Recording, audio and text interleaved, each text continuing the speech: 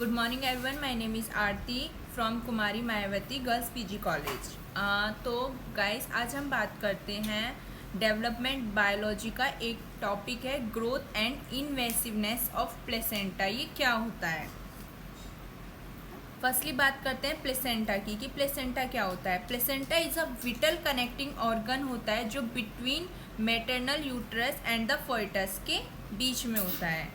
ये सपोर्ट करता है डेवलपिंग फोइटस को, यूट्रस को, और सप्लाई करता है nutrients, eliminating waste products of foetus and enabling gas exchange from maternal blood supply के थ्रू। इन दिस आर्टिकल हम ऑल्सो पढ़ेंगे डेवलपमेंट ऑफ प्लेसेंटा कैसे होता है। ठीक है, नेक्स्ट बात करते हैं ग्रोथ ऑफ प्लेसेंटा। फर्स्टली इसमें आता है प्री इम्प्लांटेशन कैसे होगा। The development of the placenta begins during implantation of the ब्लास्टोसिट्स के थ्रू वो क्या हो जाता है, इम्प्लांट होता है। 30 to 64 cell blastocyst contains two distinct differentiated embryonic cell types like outer trophoblast cells और इनर सेल मास। नेक्स्ट बात करते हैं the trophoblast cells from the placenta, the inner cell mass from the foetus and foetal membrane. और ये इसका diagram है, जैसे इसमें लिखा हुआ है placental development fertilisation to full term कैसे कैसे होता है। फर्स्ट उसमें ब्लास्टोसिस्ट बना हुआ है, देन आप डायग्राम के थ्रू देख पा रहे होगे 13 वीक में कितना होगा, 20 वीक्स में कितना होगा, 30 में, एंड आफ्टर देन 40 वीक्स में कितना साइज होगा। अब बात करते हैं नेक्स्ट इम्प्लांटेशन की। On the 6th day zona pellucida disintegrate हो जाता है ब्लास्टोसिस्ट के through.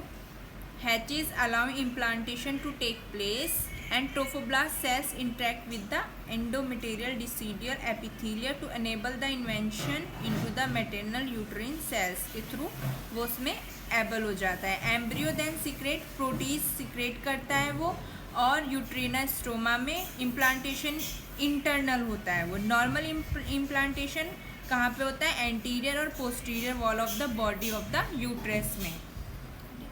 Next most common ectopic implantation site जो होती है वो होती है ampulla of the fallopian tube के पास। ठीक है, अब बात करते हैं on the 8th day of development the trophoblast cells differentiate into the outer में वो डिफ्रेंशिएट हो जाते हैं मल्टीन्यूक्लिएट सिंसिंट्रोब्लास्ट में, जो कि मैटरनल टिश्यू में प्रोजेक्शन का काम करती है, और inner mononucleated cytotrophoblast which is actively proliferating होते हैं। सिंटाइट्रोब्लास्ट रेस्पॉन्सिबल होते हैं हार्मोन्स को प्रोड्यूस करने में, जैसे कि HCG human chorionic gonadotropin. 2nd week में ये प्रोड्यूस होते हैं which is used in pregnancy test में वो यूज़ किया। नेक्स्ट बात करते हैं पोस्ट इम्प्लांटेशन की। ऑन डे 9 लेक्यूना और spaces form within the syncytiotrophoblast and syncytiotrophoblast also erodes maternal tissue. ये अलाउ करती है मैटरनल ब्लड को from uterine spiral arteries to enter the lacunar network. Thus early uteroplacental circulation is established by the end of week 2 के बाद ये established हो जाता है। इसका मतलब है कि प्राइमरी क्रोनिक विलाई जो फिंगर लाइक प्रोजेक्शन होती है वो पेनिट्रेट करती है टू सराउंडिंग बाय सिंसिट्रो ट्रोफोब्लास्ट के थ्रू। 3rd वीक में क्या होता है, एक्स्ट्रा एम्ब्रियोनिक मेसोडर्म ग्रो कर जाता है विलाई के थ्रू, और core of loose connective tissue loose से हो जाते हैं। विच पॉइंट दिस स्ट्रक्चर ये सेकेंडरी क्रोनिक विली कहलाता है।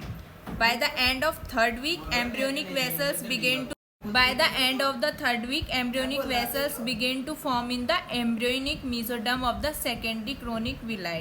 ये टेरिटरी क्रोनिक विली को फॉर्म करती है, and after then tertiary villi grow कर जाती है for decidua basalis of maternal uterus and spread across it to from cytotrophoblastic the villi that are connected to, वो जो उससे डेसिडोबैसिलस से कनेक्ट होती है ये क्या कहलाती है, anchoring villi. Villi growing outward की तरफ वो करती है फ्रॉम इंटरविलस स्पेस से। ये ब्रांचिंग विलाई भी कहलाती है क्योंकि ये सरफेस एरिया प्रोवाइड करती है एक्सचेंज करने के लिए for metabolites between mother and foetus. Imaging villi क्या है, ट्री लाइक प्रोजेक्शन है जो हेल्प करती है स्ट्रक्चर को विजुलाइज करने में।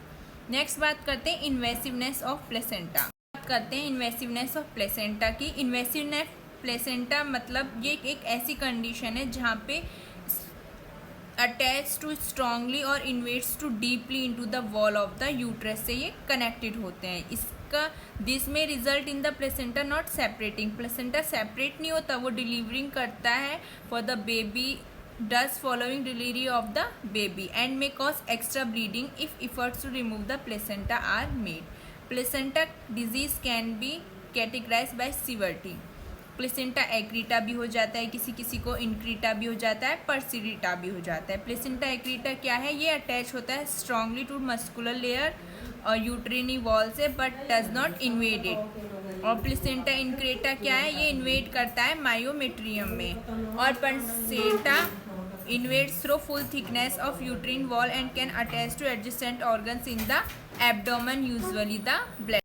मैनी साइंटिफिक पब्लिकेशन इस टर्म को यूज़ करते हैं प्लेसेंटा एक्रीटा को, ये ऑल टाइप्स ऑफ सर्कमटेंस को शो करता है। However patchy disease and the variable location of the placenta together with the variable number and type of factors, meaning that every patient is different, तो हर किसी को कोई भी बीमारी हो सकती है। Recently, we published an overview of multidisciplinary approach to management of invasive placenta and its impacts on maternal well-being and pregnancy outcomes. Thank you very much.